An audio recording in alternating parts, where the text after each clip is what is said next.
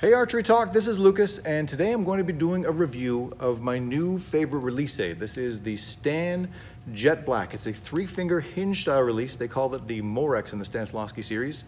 And this is the large version of the 3-finger. They have a smaller one as well you can pick up if you like. This one's retail new, I think for about $170. I actually picked mine up off the classifieds at ArcheryTalk for much less than that. And it has been a treat to be able to shoot this for the last few months. I initially picked up this release aid it came with a smooth sear and it came with a 6,000 sear. I found ultimately the 6,000th to be a little too quick for me. I tend to like to settle in on my shots.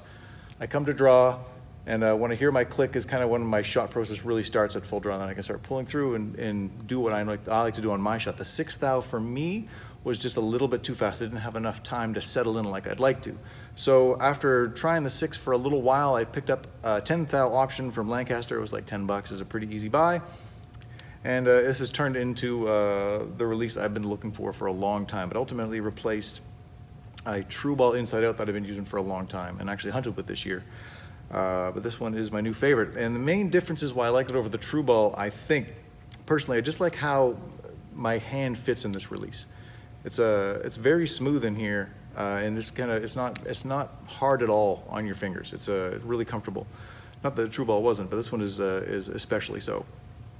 And I also prefer the thumb post on this one quite a bit. The true ball post for me started to bend a little after a while. I know you can get bigger ones that'll be a little more stout, but this one has been nice right out of the box.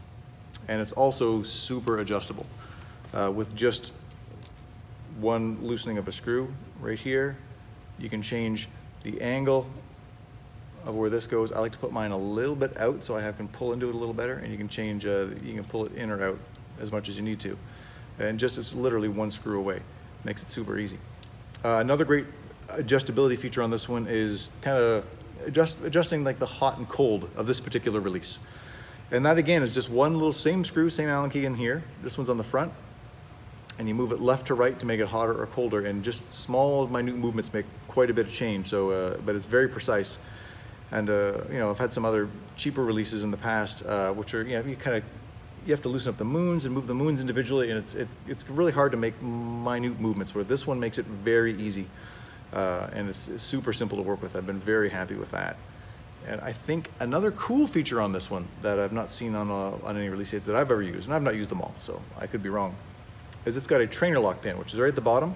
It stays in there all the time. And when you want to use it, you take it out and you slide it right underneath the hook, and it screws in there real tight. And then at this point, you can start drawing back your bow without worrying about firing it. So if you just want to get used to a hinge, this is the way to go. So you draw it back, come to anchor, and you'll still hear your initial click, which is just like the same click on your release if the trainer lock pin wasn't in there. And you'll hear one other click, and that's when the release would normally fire if the trainer lock pin wasn't in there. So it's really good to work on your timing for a hinge release. You want a blank bail just to get comfortable with one of these before you go out and use it. It's a great idea. It's also a good idea for anybody worried about using a hinge.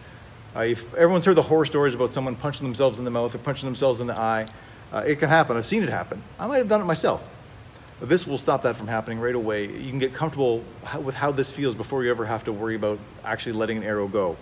So you can sit somewhere, bring a target like this, you know, 4 feet, 5 feet away from you, and just go again and again and again until you get comfortable with the whole shot process of a hinge release.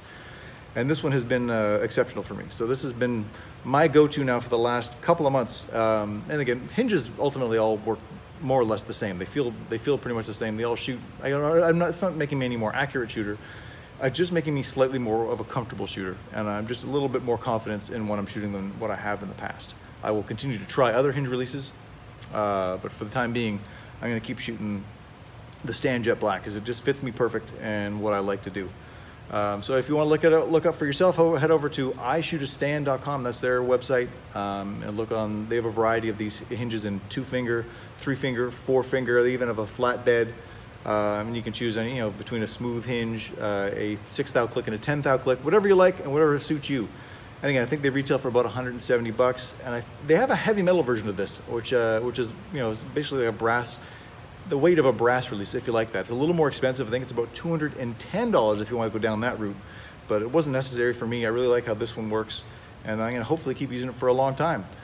Thanks so much for watching, and stay tuned for Archery Talk for more product reviews, bow reviews, and so forth going forward. And if you like what you see, please like and subscribe.